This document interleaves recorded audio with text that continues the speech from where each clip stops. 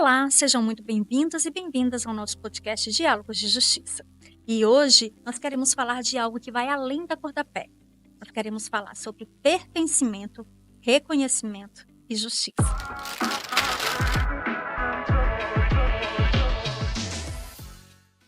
Aqui no nosso estúdio, nós temos a honra de receber a Rafaela André, que é coordenadora estadual da Igualdade Racial e Miss Beleza Negra. Rafaela, seja muito bem-vinda ao nosso programa, é uma honra recebê-la aqui. A honra é toda minha, gratidão por esse convite. Estou prontíssima aqui para esse diálogo que eu sei que será maravilhoso. Maravilha! E para começar, conta pra gente, né? Como que é uma pessoa negra estar aí, né, conquistando espaços, né, tanto no serviço público, como você é coordenadora estadual, né, desenvolvendo ali políticas, buscando políticas, né, públicas e também, né, alçando, né, postos importantes como Miss Beleza Negra, com muito orgulho. Conta pra gente.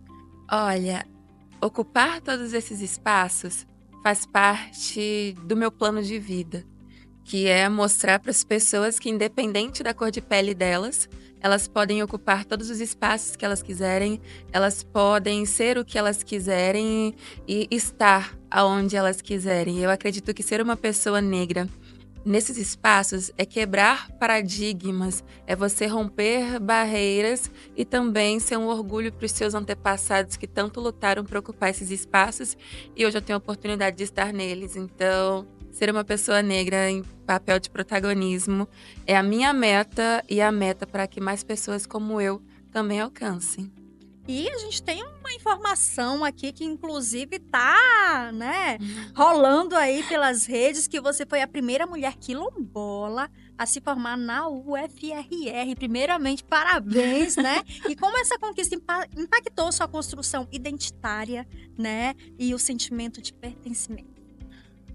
Olha, quando eu decidi trazer à tona essa importante como uma mulher negra quilombola que está se formando na UFRR, foi quando eu percebi a importância de lutarmos contra a subnotificação. Ou seja, nós demonstrarmos as nossas raízes, principalmente nos dados. Eu, como coordenadora estadual, eu tenho uma problemática aqui dentro do estado de Roraima, que é a própria subnotificação. Por exemplo, as pessoas pretas, elas não se autodeclaram como pretas.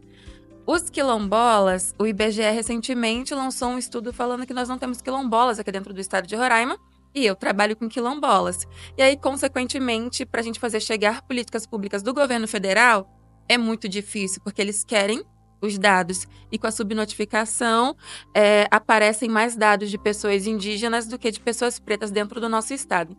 Então, me demonstrar enquanto mulher quilombola dentro da Universidade Federal de Roraima foi super importante, porque quando eu cheguei na universidade, eu não disse pra ninguém que eu era quilombola. Eu simplesmente entrei, passei no vestibular em ampla concorrência, porque eu tinha vergonha da minha origem. E aí, eu fui seguindo, até ter o contato com os povos indígenas. E aí eu percebi que eles tinham orgulho da cultura, eles tinham orgulho da etnia, tinham orgulho dos seus trajes. E aí eu percebi que eu também pertencia a um povo tradicional. Que os nossos caminhos se cruzaram várias vezes no Brasil colonial, os negros e os indígenas. E se eles tinham orgulho da etnia deles, da cultura deles, por que eu não poderia ter? E aí eu fui me empoderando, e eu percebi que demonstrar dentro da Universidade Federal de Roraima que eu era uma mulher quilombola que estava se formando ali dentro, poderia ser uma janela de oportunidades para outras pessoas quilombolas, que também podem se formar dentro da UFRR, mas infelizmente o IBGE está dizendo que elas não existem, por exemplo. Então a meta é isso, é abrir as portas para que mais pessoas possam adentrar também. Você entrou num assunto assim extremamente relevante, né? A autodeclaração de forma correta, digamos assim.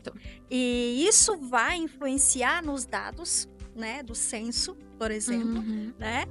Se há uma autodeclaração equivocada, né, vai impactar diretamente ali no desenvolvimento das políticas públicas voltada para cada pessoa, né? Então, com certeza, não só você, mas outras pessoas tiveram em algum momento da vida dificuldade de se autodeclarar. Aham. Então, é muito importante que as pessoas saibam que a autodeclaração, ela é imprescindível, digamos assim, né?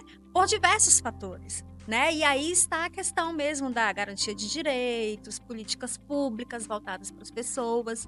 Então, a gente, né, traz pessoas, né, que são conhecedoras de determinados assuntos, como você é coordenadora, você lida com diversas dificuldades, Sim. desafios, né? Projetos importantes para serem executados. Então, deixar essa mensagem realmente, importância, né, da autodeclaração. Sim, no caso das pessoas negras, eu acredito que as histórias elas se pareçam inclusive com a minha. Por que que eu não me declarava como quilombola? Porque ao longo da minha trajetória acadêmica, enquanto estudante do ensino fundamental, ali na minha infância, eu sempre ouvi a história do povo negro pelo olhar do colonizador.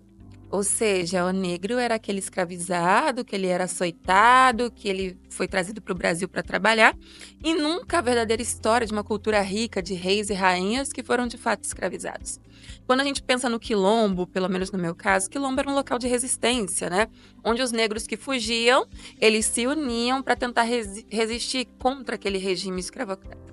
E aí você como uma criança, você como uma adolescente, recebendo aquela carga histórica dizendo que o seu povo era um povo que era açoitado, você nunca vai sentir orgulho de se autodeclarar. É necessário que haja um empoderamento para que essa pessoa faça autodeclaração. Tem uma história que eu sempre conto que ocorreu comigo, que foi ali no meu ensino fundamental, em que um professor colocou numa prova de história para os alunos se descreverem. Na verdade, descreverem como era um escravo. E aí os meus colegas de turma eles descreveram esse escravo da seguinte forma: pra gente descrevê-lo, é só a gente olhar pra Rafaela. A Rafaela tem a pele preta, a Rafaela tem o nariz largo e a Rafaela tem um cabelo duro. E aí eu te pergunto, você recebendo todo esse encargo do racismo e do preconceito, chega na hora de uma pesquisa, chega na hora de um vestibular, chega na hora de um concurso, você vai sentir orgulho de dizer para as pessoas que você é preta, que você é quilombola? Então, a gente precisa cada vez mais realizar ações, ter momentos e espaços como este que você está propondo nesse momento para falar sobre a importância dessa autodeclaração. Que apesar do peso histórico que nós temos, nós somos um povo lindo, um povo de cultura, um povo de raça, e que se declarar é muito importante para o recebimento das políticas públicas e ações que possam mudar a realidade dessa população. Diante de tudo isso que você já relatou, sua experiência, né, sua vida mesmo, né, como estudante, como você enxerga o papel das comunidades tradicionais na valorização da identidade? Olha, é muito importante, porque toda comunidade tradicional, ela é detentora da cultura. E como detentora da cultura, elas possuem saberes que são importantíssimos a serem repassados para nós. E quando eu falo nós, eu também me incluo, porque eu sou quilombola, mas eu sou uma quilombola nascida na cidade. Então eu aprendo muito com os meus entes, com os meus familiares e procuro trazer isso até para o meu trabalho. Eu vou dar um exemplo para você que recentemente eu estive numa comunidade indígena. Agora, eu acho que é Campo Alegre essa comunidade. E lá eu aprendi um saber que eu não tinha esse entendimento que poderia haver essa possibilidade, que foi durante um plantio. Eles plantam café junto com bananas. E eles plantam juntos porque quando vem a praga da banana, o café consegue combater. E quando vem a praga do café, a banana consegue combater sem a utilização de agrotóxicos. Então a gente consegue entender como os saberes tradicionais, como os povos tradicionais, eles conseguem impactar. Só que há uma problemática para nós que moramos aqui na cidade como um todo. Nós nos achamos detentores do saber. E a partir do momento que você acha que você tem consciência de tudo, a gente passa a ignorar aqueles saberes dos povos tradicionais. E é muito importante que a gente dialogue, é muito importante que a gente tire esse preconceito que nós temos da pessoa que está no campo, das pessoas que são parte de um grupo tradicional e pare para escutar um pouquinho. Então, eu acho que ter esse contato, ter essa oportunidade de escutar é muito importante para contribuir na nossa sociedade. Verdade. Você, perdão, sendo coordenadora estadual, tendo essa oportunidade de viver essa Sim. experiência, de conhecer saberes, né? Eu acredito que seja bem gratificante, digamos assim, poder ter esse conhecimento e poder compartilhar aí vivências, né? E aí, vamos falar agora de beleza, né? A Ai, nossa gente, Miss agora Beleza Negra, eu vou jogar até no meu cabelo aqui. né? Assunto Maravilhosa. que eu amo demais. Imagino. Então, esse mundo dos concursos da beleza, né? Como você enxerga aí essa quebra de padrões, né? Antes existia um padrão, né? E hoje, né? Os espaços, né? Estão sendo aí expandidos. E você, como é que você enxerga isso atualmente? Eu vejo um movimento muito lindo, como você mesmo pontuou, de quebra de padrões. Eu lembro que no meu passado eu assistia concursos de beleza e eu não me via representada. O padrão eurocêntrico estava ali gritando, né? Que pessoas como eu não poderiam ser um referencial de beleza no Brasil. E aí eu lembro ali na minha adolescência, infância para adolescência, que tinha uma revista chamada Revista Raça. E foi a primeira vez que eu tive o contato lá no Rio de Janeiro de ver negros em todas as páginas, assim, estampando como um referencial de beleza. E aí, aqui em Roraima, quando eu tenho esse contato com os povos indígenas e começo a me empoderar, eu percebo que eu também poderia ser uma. Não vou usar o termo ferramenta, mas uma pessoa que poderia empoderar outras mulheres também que não se viam como bonitas. Por exemplo, não se viam ocupando esses espaços.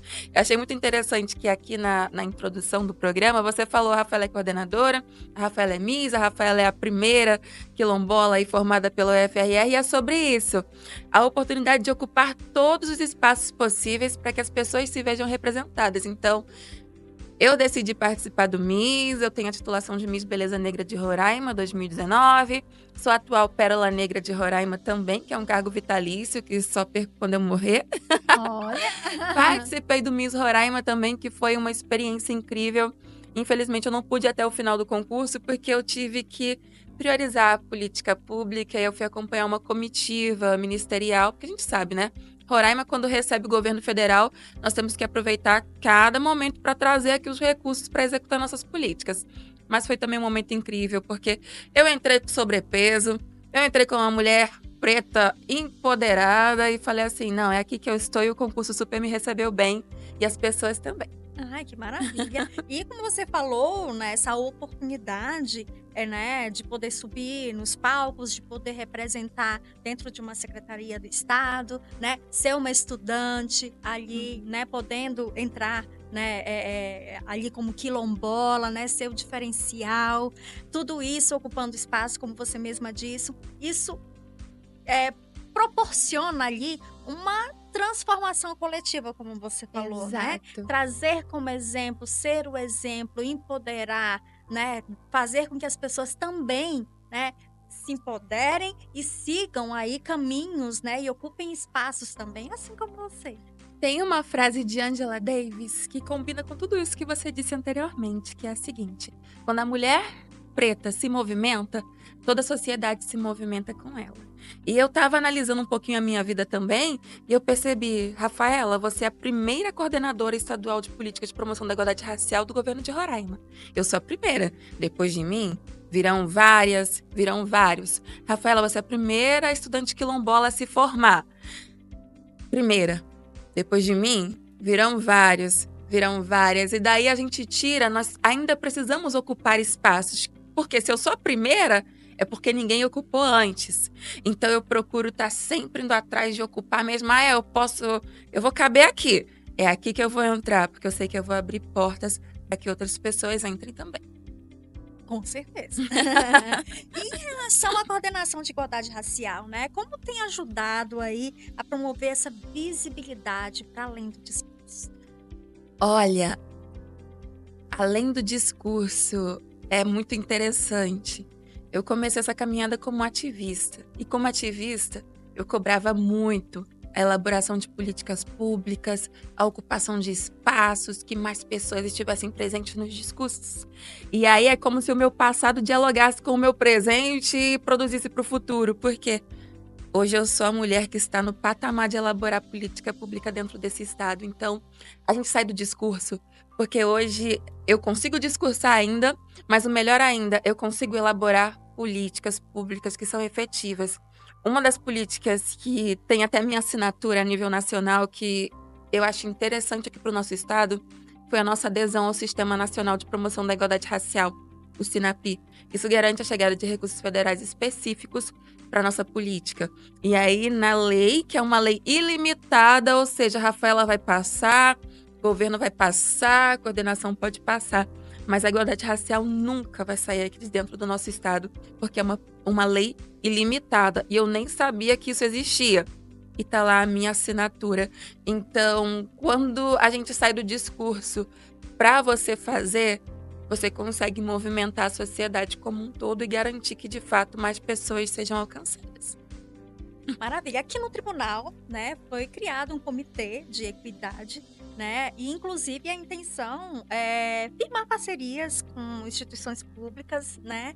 Você, inclusive, já participou de uma das reuniões. Sim. E o tribunal aí pensando, porque nós sabemos que existem muitos caminhos ainda para serem percorridos pelas instituições públicas como um todo, Uhum. né? E aí o tribunal preocupado, né, com essas questões de equidade, de gênero, né, de raça, criou esse comitê justamente, inclusive até para proporcionar capacitação para o nosso público interno, né, magistrados, servidores, para saber, né, a melhor forma de atender, de acolher, né, de prestar o melhor serviço, né, e não só isso, né, uma das missões do comitê é a capacitação, mas existem outras missões também, como, né, ter outras instituições como parceiras, e é um caminho, né, que todos a gente quer que todos, né, estejam no mesmo caminho de buscar, né, essa equidade que é tão importante, né, porque todos nós fazemos parte da mesma sociedade. Com certeza. E eu acho muito interessante a respeito do comitê, que o comitê entendeu o que é a política de igualdade racial, o que é a igualdade racial, o que é a equidade. Por exemplo, a igualdade racial ela só se faz através da transversalidade, ou seja, ela vai passar por várias outras políticas públicas, inclusive pelo próprio Tribunal de Justiça. E a partir do momento que vocês me convidam para ser parceira de vocês, eu me sinto muito honrada. Por quê? Porque tanto vocês têm muito a contribuir dentro da minha trajetória enquanto coordenadora, dentro dos trabalhos que a coordenação realiza, como eu também posso contribuir com vocês. Inclusive, nós teremos ação conjunta em alusão ao 13 de maio, nós teremos ação conjunta no 25 de julho, já está tudo atrelado com o tribunal e é uma forma de alcançar mais e mais pessoas. O público que a igualdade racial já alcança e também os próprios servidores do próprio Tribunal de Justiça. Maravilha. E se você pudesse idealizar uma ação pública voltada ao fortalecimento da identidade racial em Roraima, o que ela teria como foco principal? Olha, eu acho que o foco principal dessa ação, ela se dividiria em algumas partes. Uma dessas partes seria a conscientização informando o que é o racismo, o que é o preconceito, o que é a xenofobia, porque tem muitas pessoas que passam e não sabem o que estão passando, o que estão sendo vítimas, e tem muitas pessoas que cometem também. E precisam ser conscientizadas para que não cometam mais esses atos. Então, teria a conscientização. Outro passo seria o empoderamento. O empoderamento é demonstrar que, independente da etnia racial que essa pessoa pertença, cor de pele, que ela poderia ser quem ela quisesse, que ela poderia chegar onde ela quisesse, ocupar os espaços que quisesse, porque isso não é um parâmetro para definir onde ela pode estar. E o terceiro passo, eu acho que seria uma ação mais efetiva, quem sabe aproximar, vamos usar, por exemplo, a coordenação estadual desse público. No caso, a coordenação, eu tenho acesso a todos os serviços da Secretaria do Trabalho e Bem-Estar Social, CETRABS. Então, pela transversalidade, a gente pode estar levando a política das mulheres, a política de enfrentamento às drogas, a política de segurança alimentar, a política de juventude, entre outras, do esporte, para essas pessoas. E o Tribunal de Justiça, que aí vem a contrapartida.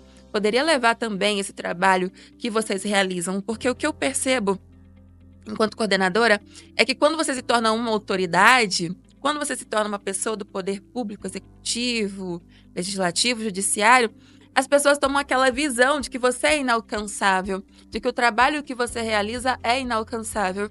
Então a gente precisa quebrar essas barreiras através dessas ações. Maravilha, Rafaela. Olha, nós agradecemos muito. É uma Ai, já honra. acabou, gente, já tão legal.